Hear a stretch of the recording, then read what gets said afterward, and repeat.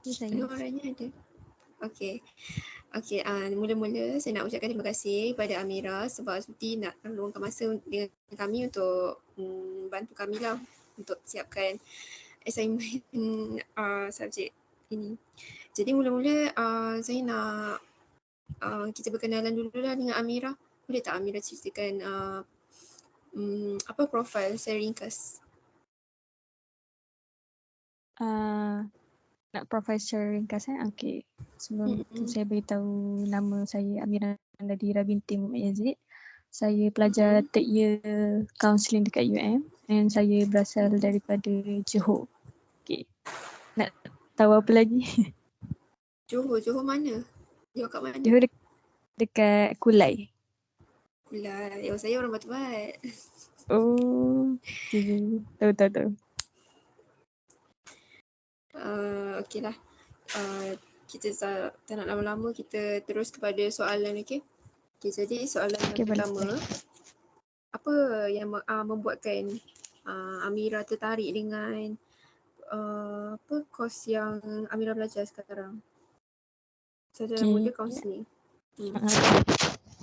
Okay, sebenarnya saya memang macam minat into psikologi lah sebenarnya daripada saya sebelum SPM lagi.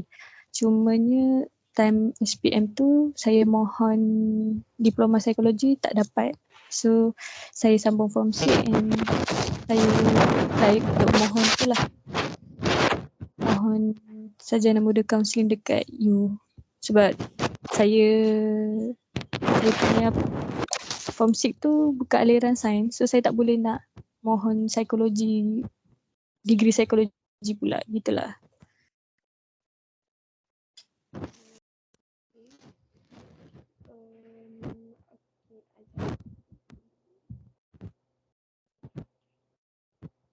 Okey, soalan seterusnya lah. Adakah dengan pendekatan psikologi ni dia dapat meningkatkan mutu dalam PDP? Sorry, dia tenggelam lah suara awak. Tidak. Dia betul-betul.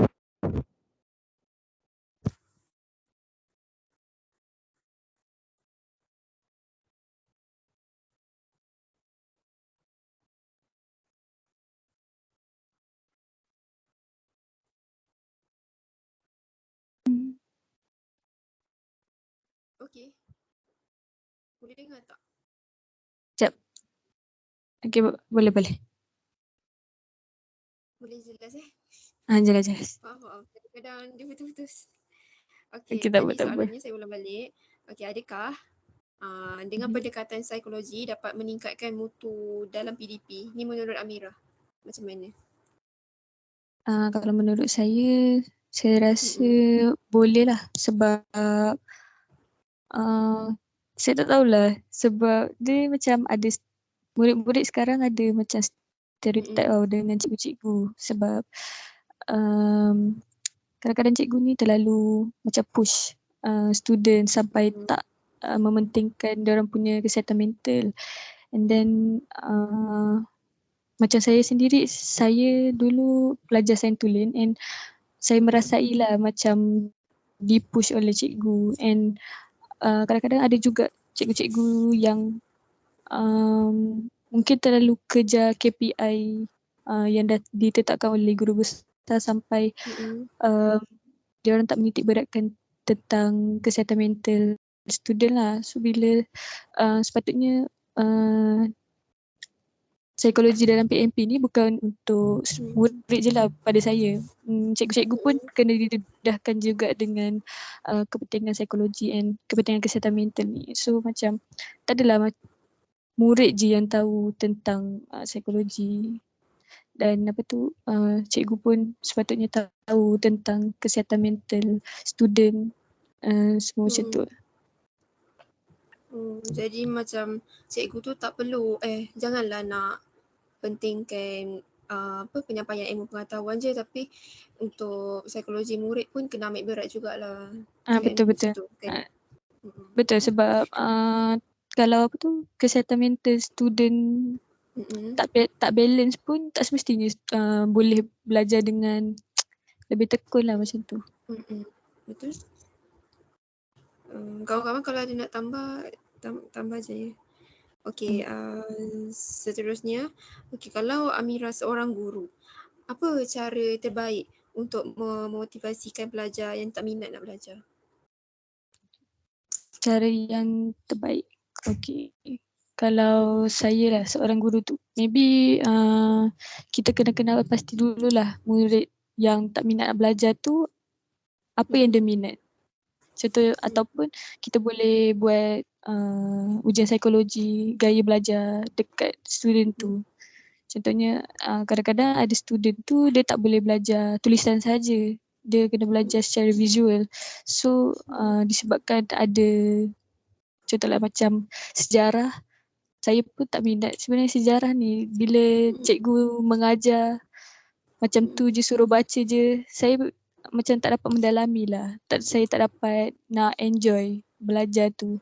So cikgu-cikgu sepatutnya kena ambil tahu apa yang student tu minat and tahu juga gaya belajar student lain. Contohnya tak adalah macam terlalu fokus kepada penulisan ataupun terlalu fokus pada visual saja, tapi boleh je macam buat selang-seli antara pembelajaran visual dan juga pembelajaran secara pendengaran dan juga penulisan. Faham.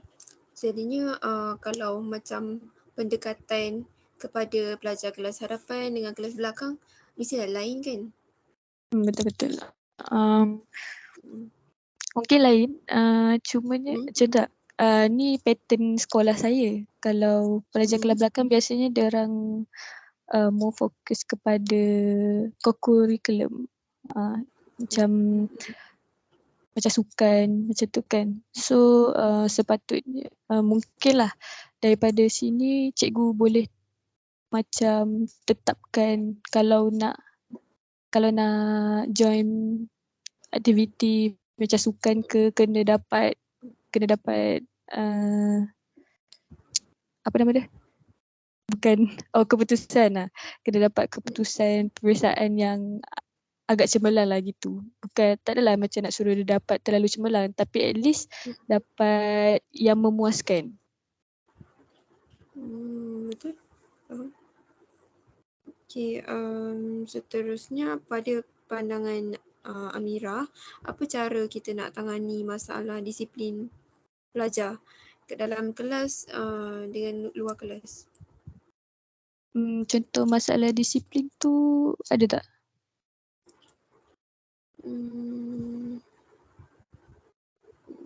Masalah disiplin pelajar mungkin apa macam apa? Macam merokok di sekolah ke ataupun terlibat dengan kongsi gelap di luar sekolah untuk dapat menerima macam mana kita nak handle itu. Kalau yang ni saya tak berapa pasti sebab ada murid yang boleh dibendung. Contohnya ada macam buat peneguhan modifikasi tingkah laku. Contohnya kita boleh buat macam dendaan ataupun hukuman. Cuma saya nampak sendirilah dekat kehidupan saya di mana murid ni kadang-kadang bila dia dah terbiasa kena hukuman tu dia rasa macam tak apalah hukuman sekejap je, lepas tu dia buat lagi sekali. So yang ni untuk cara yang betul-betul nak tangani masalah disiplin tu saya tak pasti, cumanya berkemungkinan boleh buat secara modifikasi tingkah laku tu lah, hukuman ataupun beri ganjaran kalau mereka berbuat baik. Tu macam kita nak bagi ganjaran tu kita nak galakkan dia orang tak buat benda jahat. Kita ataupun untuk galak betul. Ataupun untuk galakkan dia melakukan perkara yang baik lah macam tu. kalau macam disiplin pergaulan dengan kawan-kawan ke atau dengan cikgu ke, benda tu sama je lah yang dia punya cara kita nak tangani tadi tu. Kita modifikasi tingkah laku. Tingkah laku. Kalau cara pergaulan dengan kawan mungkin kalau cara bergaul dengan cikgu lah. Ni bergantung kepada cikgu tu sendiri. Sebab ada student ni, bukan ada student. Biasa student memang akan pilih cikgu yang baik dengan diorang. Dan untuk tingkah laku dengan cikgu ni, dia bergantung kepada cikgu juga. Macam mana gaya cikgu tu layan student dekat sekolah ataupun dekat dalam bilik darjah. Kadang-kadang ada certain cikgu ni terlalu memberi macam nak buat modifikasi tingkah laku tapi terlalu memberi hukuman, dan hukumannya tu terlalu macam berat-berat, membuatkan murid-murid tu tak berapa gemar dengan cikgu tu ataupun hilang rasa hormat dengan cikgu tu. Betul. Lepas tu lagi satu kan, kalau cikgu dalam bilik darjah bolehlah dia nak kawal pelajar tu, dalam kawasan sekolah masih boleh dikawal. Tapi kalau dah luar bilik darjah kan, mungkin dah tak di depan penglihatan cikgu tu, cikgu dah tak tahu mereka macam mana. Jadi kalau macam Amira rasa macam mana cikgu-cikgu boleh buat? Kalau di luar bilik darjah pula, mungkin yang ni ibu bapa kena take action. So kalau sekolah nak inform kepada ibu bapa, itulah fungsinya macam PIBG kan. So bila mesyuarat PIBG, mungkin cikgu-cikgu boleh bagi tahu yang apa masalah yang berlaku dekat dalam sekolah, dan saranan kepada ibu bapa lah untuk memberi pembelajaran tidak formal dekat anak-anak dia orang bila dekat rumah. So macam sebab untuk modifikasi tingkah laku ni bukan bergantung kepada pihak sekolah, tapi bergantung dekat ibu bapa juga. Sebab daripada kadang-kadang tingkah laku daripada rumah tu dia orang bawa kat sekolah lah. Betul. Jadi dekat sini cikgu-cikgu tu kenalah buat jalinkan hubungan baik dengan ibu bapa kan. Betul. Okey, kita pergi ke soalan seterusnya. Apa pandangan Amira tentang penggunaan teknologi atau PAK21 dalam sesi PDP? Ini dia macam umum sangat soalan ni. Mungkin Amira boleh bagi pendapat dalam skop psikologi. Okey. Kalau teknologi ada baik dan ada buruknya lah pada pandangan saya. Kalau baiknya untuk teknologi mungkin akan memudahkan pelajar-pelajar. Contohnya tak adalah, kalau lah macam saya bersetuju sebenarnya yang sebelum ni ada kata nak buat buku teks daripada tablet macam itulah. Sebab bila buku teks daripada tablet ni tak adalah student kena bawa buku teks banyak-banyak, and kadang-kadang satu hari tu jadualnya macam-macam, ada matematik lah, BM lah, dan setiap buku tu tebalnya boleh tahan jugalah. So itu pun sebenarnya salah satu faktor yang student macam malas nak pergi sekolah, sebab kena bawa beg berat lah, nanti dia penat. So untuk teknologi daripada segi buku teks tu mungkin yang tu okey lah. Cumanya untuk keburukan, kalau lah cikgu tak buat pemantauan yang lebih terhadap penggunaan teknologi terhadap student-student ni, mungkin diorang akan menyalahgunakan teknologi dekat sekolah. Contohnya macam makmal komputer ataupun tablet yang diberikan ke. Sebab takkan kadang-kadang tak sempat cikgu nak tengok satu-satu student kan. So ini daripada pendengaran saya terhadap kawan saya sendiri lah, yang kadang-kadang kawan-kawan diorang tu menyalahgunakan penggunaan teknologi ni untuk tengok pornografi ataupun untuk melayari benda-benda lain yang selain daripada pendidikan lah.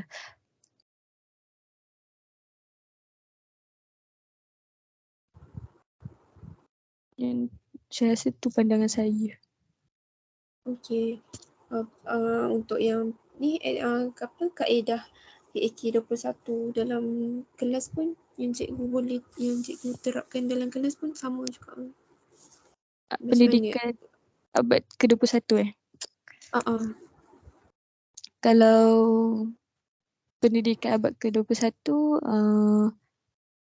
contohnya macam apa, susunan meja, betul ke? Kalau kalau susunan meja,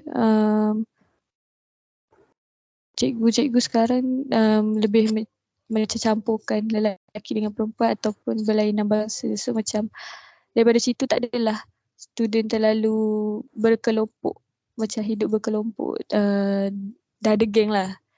Dan apa tu, daripada situ juga mungkin student akan bergaul ataupun mempunyai hubungan baik dengan semua bangsa dan juga semua jantina lah, tanpa mengira, tanpa pilih kasih gitu. Ada contoh lain tak untuk pendidikan abad ke-21 ni? Dia ada banyak kaedah dia. Salah satunya macam perbincangan secara berkumpulan pun PAK 21 juga. Dia ada nama-nama dia. Yes. Okay, Kalau tadi saya apa? Okay. Awak Okay, boleh. sambung. Okay, kalau untuk perbincangan secara berkumpulan, yang ni bagus jugalah. Ini pendapat saya. Tapi cumanya mungkin ikut sebab masih dalam tempoh adolescent. So ada student yang berfikiran matang dan ada student yang kurang berfikiran matang. Contohnya bagusnya adalah mereka boleh bertukar-tukar pendapat. Cumanya mungkin untuk student yang masih dalam tempoh perkembangan, dia akan rasa macam nak bertengkar lah dengan kawan dia, ataupun bila orang tak sokong pendapat dia, dia akan rasa terasing ataupun terasa hati dengan kawan-kawan dia yang lain. Okay. Lagi satu, okay, tadi kita balik kejap dekat penggunaan teknologi tu kan. Saya nak tanya, kalau macam sekolah luar bandar kan susah nak dapatkan apa kemudahan tu kan. Jadi kalau pendapat Amira macam mana? Kalau untuk teknologi,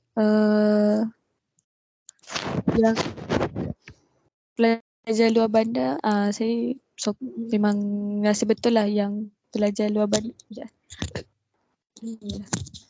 pelajar luar bandar ni susah nak dapat bantuan daripada segi teknologi. Tapi mungkin dari sinilah guru besar ataupun cikgu-cikgu yang lain kena macam memainkan peranan untuk memohon bantuan daripada pihak luar ataupun pihak-pihak yang boleh bantu dari segi teknologi ni. Sebab kebiasaannya sekolah luar bandar ni mesti student dia akan sikit, betul tak? Betul. So macam mungkin dari situ bolehlah pihak-pihak yang boleh membantu tu tak adalah kena bantu terlalu ramai student luar bandar tu. Dan boleh juga cikgu-cikgu dan guru besar ni macam kena promote lagi lah sekolah dia orang. Tak adalah sekolah luar bandar ni macam terlalu sekolah luar bandar ni sebenarnya macam tak nampak. Sekolah luar bandar ni dia macam tak dilihat oleh orang ramai sebab dia tak terlalu menyelah. Padahal macam ada je banyak potensi pelajar-pelajar daripada luar bandar ni. Cuma mereka mungkin kekurangan dari segi tenaga pengajar ataupun daripada segi teknologi. Sebab tu diorang tak dapat nak berkembang sama dengan sekolah-sekolah lain. Tapi sebenarnya diorang ada je potensi. So mungkin cikgu-cikgu dan guru besar boleh main peranan untuk dapatkan lagi bantuan daripada sekolah bukan sekolah lain. Maksud saya daripada orang ramai ataupun daripada pihak-pihak yang berkepentingan lah. Okey. Soalan seterusnya. Apa pendapat Amira tentang penggunaan kaedah pembelajaran berasaskan permainan dalam kelas? Contohnya macam Kahoot, Quizizz, macam tu. Kalau penggunaan kaedah berasaskan permainan, contoh macam Kahoot tu mungkin lah pada pendapat saya macam menaikkan semangat student untuk belajar.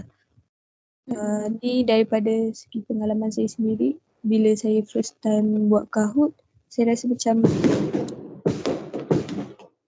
sorry tau, bunyi-bunyi serut. Dah macam berperang dekat sini, sorry dah lupa dah. Okay, sambung balik tadi yang Kahoot tu, bila saya first time buat, saya rasa macam rasa nak bersaing tu macam lagi tinggi. Sebab nanti pada penghujung Kahoot tu kan ada nama kita tertera nombor 1, 2, 3. So macam daripada situ bukan sahaja student akan rasa lebih seronok nak belajar, and student juga akan rasa macam nak bersaing secara sihat dengan kawan-kawan dia yang lain. Kahoot ni tak adalah saya kata kena buat sekali je, mestilah akan buat banyak kali. So bila kali kedua, kali ketiga, student memang akan macam dah lebih ready, dah lebih buat revision untuk jawab soalan-soalan daripada quiz tu. Betul. Lepas tu kalau dekat sekolah kan, macam mana kita nak, kalau kita dekat universiti, kalau kita buat permainan Kahoot kan kita boleh gunakan device kita sendiri kan. Tapi kalau dekat sekolah tu nak gunakan kemudahan macam mana? Kalau dekat sekolah mungkin guna komputer daripada mak-mak komputer. Sebab saya rasa semua sekolah mesti akan ada komputer, cumanya mungkin akan ada kekurangan dari segi bilangan kita yang digunakan je lah.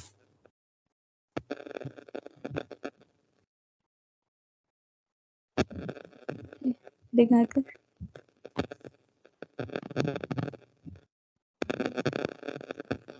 Tambah sikit pasal bawa macam handphone kat kita boleh je, macam nak mohon dengan pengetua buat surat untuk benarkan satu kelas tu bawa phone lah untuk satu hari. Khusus untuk subjek kita saja. So diorang boleh access Kahoot lah semasa. Boleh juga macam tu. Satu wadah. Tak dengar lah wadah. Oh, mungkin dah dengar. Saya tak cakap apa-apa. Tadi, sorry.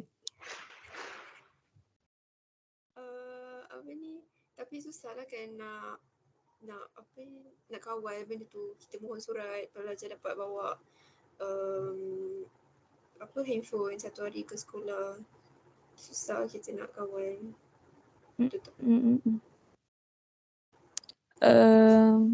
Kalau pada saya tak adalah susah sangat, sebab bila dah tiba waktu lain, mungkin ketua kelas boleh macam kumpulkan dulu telefon-telefon diorang tu. So tak adalah macam bila waktu kelas yang lain diorang akan guna telefon diorang ataupun bermain telefon sambil belajar. Okay. Kalau sekolah rendah pula? Macam mana agaknya? Kalau sekolah rendah, macam saya cakap tadi, mungkin boleh guna mak-mak komputer lah. Tapi ataupun sekarang kalau biasanya budak-budak sekolah rendah dia akan guna telefon ibu bapa dia orang kan. So macam pembelajaran Kahoot ni tak semestinya dekat dalam kelas je. Boleh je cikgu adakan secara atas talian masa mereka dekat rumah dengan ibu bapa dia orang.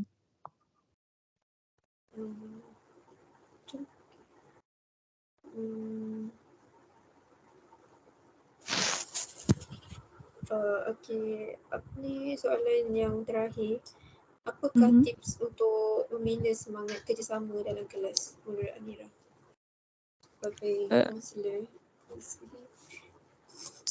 Kalau sebagai kaunselor, cara untuk membina semangat kerjasama ni mungkin boleh buat lebih banyak macam aktiviti berkumpulan ataupun tugasan berkumpulan lah. Sebab biasa cikgu-cikgu dekat sekolah dia akan bagi homework, tapi homework tu dia macam homework persendirian, macam seorang-seorang buat. So mungkin boleh buat lebih banyak tugasan berkumpulan. Kalau sekolah menengah saya dah nampak adalah contohnya secara pembentangan ataupun secara aktiviti berkumpulan, dan juga macam ada juga kadang-kadang bila cikgu nak buat kuis tu dia buat as berkumpulan. So macam kumpulan mana yang jawab dulu dia, ataupun kumpulan mana yang jawab paling banyak betul dapat markah tinggi gitulah. So macam banyakkan aktiviti-aktiviti berkumpulan, dan kumpulan tu kalau boleh elakkan daripada murid-murid yang pilih sendiri, sebab kebiasaannya student akan pilih kawan-kawan dia sendiri, kawan-kawan yang dia dah terbiasa lepak ataupun keluar sama-sama. So bila macam tu semangat berkumpulan tu tak adalah terbentuk sangat dia, sebab dia still berpuak-puak. So cikgu kena buat lebih banyak aktiviti berkumpulan tu, tapi kumpulannya cikgu lah yang tentukan cikgu nak setiap kumpulan ada lain jantina ke ataupun lain bangsa ke. So dan kalau aktiviti berkumpulan tu dibuat banyak kali, setiap aktiviti setiap kali buat tu kumpulannya bertukar-tukar. So tak adalah macam student tu terbiasa dengan satu orang tu je ataupun dua orang tu je. Jadi dia macam belajar sambil bermain lah kan. Dia secara tak langsung dia dapat membina kerjasama antara murid tu. Betul-betul. Lepas tu murid tu tak perlulah janganlah kita sama macam ni satu kumpulan tu kawan yang sama. Betul. Campur-campur yang mungkin ada yang pasif, yang aktif. Betul-betul. Kawan-kawan lain ada yang nak tanya, nak tambah ke apa?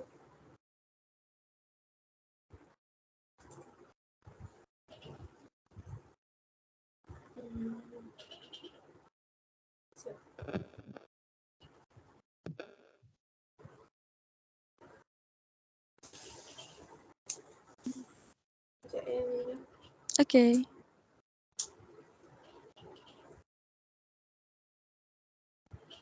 Kami nak tanya tu.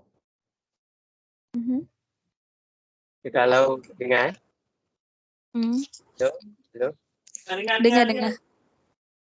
Contohnya pelajar tu family yang bermasalah kat rumah. Macam mana nak tangani? Dia macam kat sekolah tu dia buat masalah lah. Tanya ada masalah tu. Macam mana?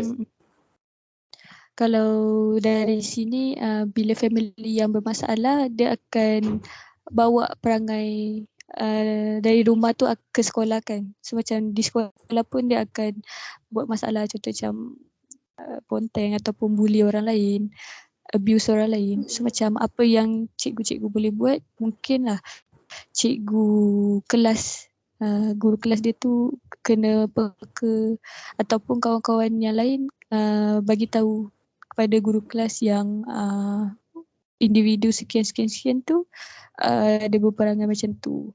Dan mungkin boleh rujuk kepada kaunselor lah, sebab so macam kaunselor boleh tanya dengan lebih mendalam masalah yang student terhadapi, dan mungkin boleh bantu student tu cara untuk hadapi masalah yang masalah yang dihadapi lah. walaupun masalah tu datang daripada rumah. Kalau masalah tu datang daripada rumah, kaunselor boleh rujuk ibu bapa untuk datang ke sekolah ataupun boleh rujuk kepada pengetua untuk bagi tahu yang student yang bermasalah ni ada masalah dengan keluarga dia dekat rumah. Setakat ni itulah prosedur yang saya tahu. Okay, terima kasih. Sama.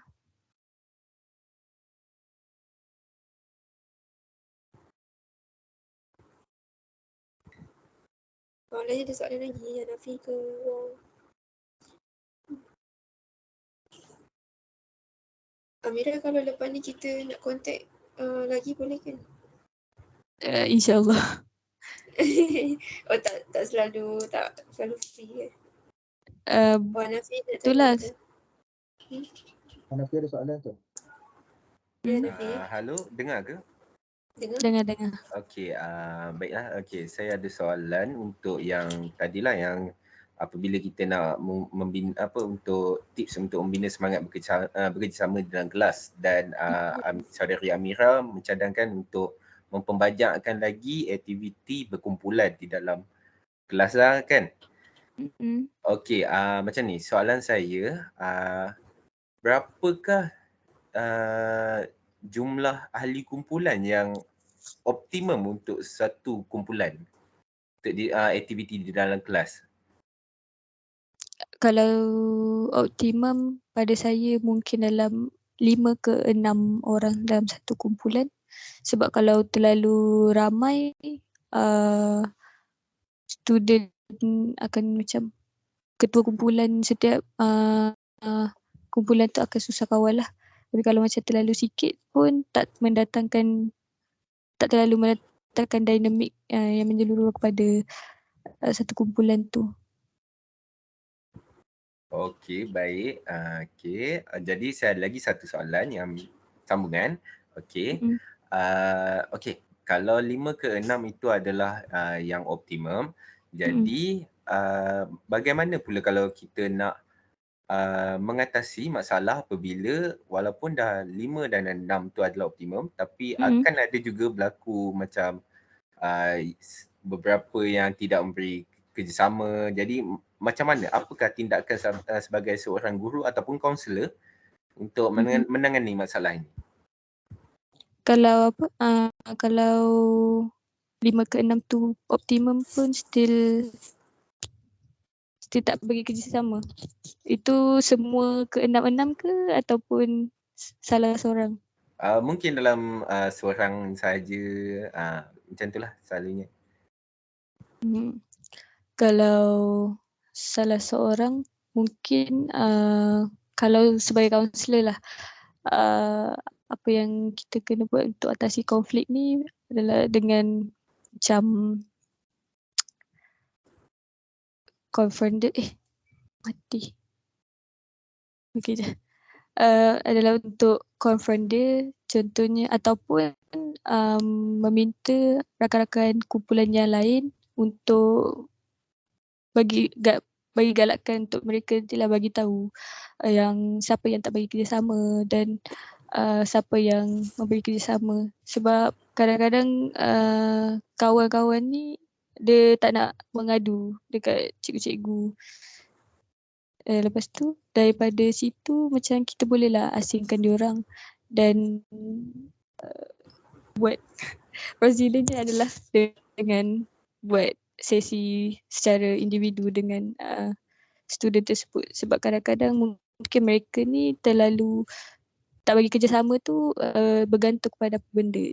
Kalau ada yang diorang tak nak bagi kerjasama tu sebab ada masalah tingkah laku, ataupun tak nak bagi kerjasama tu sebab mereka terlalu pasif. So daripada aktiviti berkumpulan ni jugalah kita boleh kena pasti student-student yang ada masalah macam ni. So bila sebagai kaunselor ni, bila kita dah kena pasti student-student yang ada masalah macam ni, kita bolehlah buat session individu dengan student tu sendiri and kena pasti masalah apa yang dia hadapi. Okey, baik. Terima kasih. Amira, boleh ke kalau kita nak ubah student yang pasif tu ke aktif? Kita nak bagi dia aktif sikit lah. Possible je. Bergantung kepada, sebenarnya possible. Cuma saya tak pernah buat lagi. Sebab ada student yang pasif tu dia ikut keadaan. Dia pasif tu sebab kawan tak kena, ataupun dia pasif tu sebab memang diri dia tu seorang yang pemalu. So kalau jenis pasif yang pemalu, mungkin kita boleh ubah kepada lebih dia akan lebih kurang malulah. Kadang-kadang student yang pemalu ni dia kurang self esteem, ataupun dia tak nak menyuarakan pendapat dia sebab dia takut salah. So macam tu lah kita boleh ubah mindset student yang pasif ataupun yang tak nak bagi kerjasama ni kepada lebih aktif dalam kelas. Dan mungkin cikgu juga kalau nampak macam student tu pasif, cikgu boleh lebih banyak ajukan soalan dekat student yang pasif tu lah.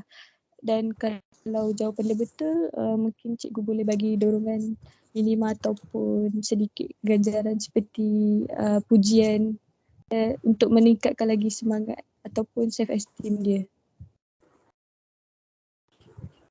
Okay, so.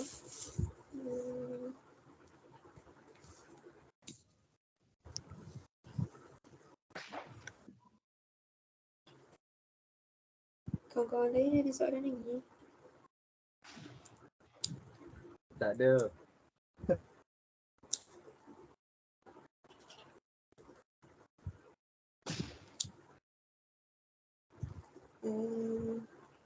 Tak je. Wong ke Delcy okey Delcy.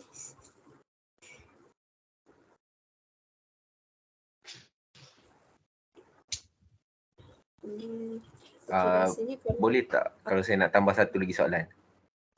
Silakan. Okey, baik. Maaf. Okey. Saya nak tanya pendapat lah. Okey. Sebab kan sekarang ni zaman dah moden, and then kita media sosial dah banyak macam-macam, especially TikTok yang sangat banyak penggunanya dan kalangan golongan muda pun ramai, especially murid-murid ni. Okey, jadi soalan saya, adakah relevan penggunaan TikTok untuk medium pembelajaran?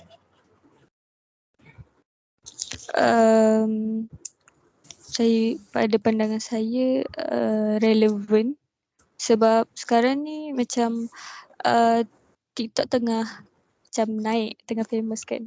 So macam tak ada batasan, daripada orang tua sampailah ke orang muda semua mesti akan tengok TikTok. So daripada situ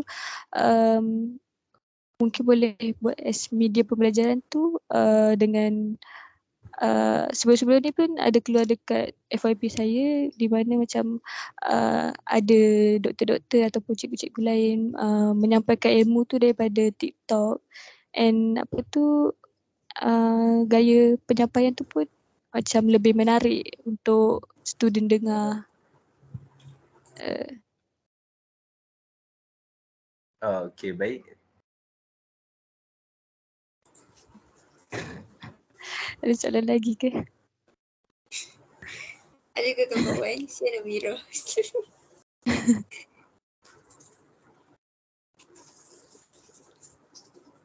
Tak ada semua. Apa nanti kalau boleh contact WhatsApp pun boleh kan Amira? Boleh tak? Boleh. Okay. Anafi ada nak kata apa-apa ke tadi? Tak ada. Tak ada Okay. Okay, saya rasa setakat ni saya pun tak ada soalan. Kawan-kawan saya pun macam tak ada soalan. Jadi kalau ada kita akan tanya kemudian. Untuk malam ni mungkin itu saja. Terima kasih Amira. Okay, sama-sama. Amira sudi kita mau buat. Okay, sama-sama. Saya import jauh ni daripada Johor. Mana jumpa Aiman? Kawan ke? kawan kepada kawan lah. Kawan kepada kawan. Dah balik Johor ke Amira? Belum, kat KL lagi. Lusa saya balik. Oh ya ke? Okay. Tak apalah. Nanti kita bertemu lagi untuk malam ini. Setakat itu saja. Terima kasih semua. Terima kasih. Terima kasih.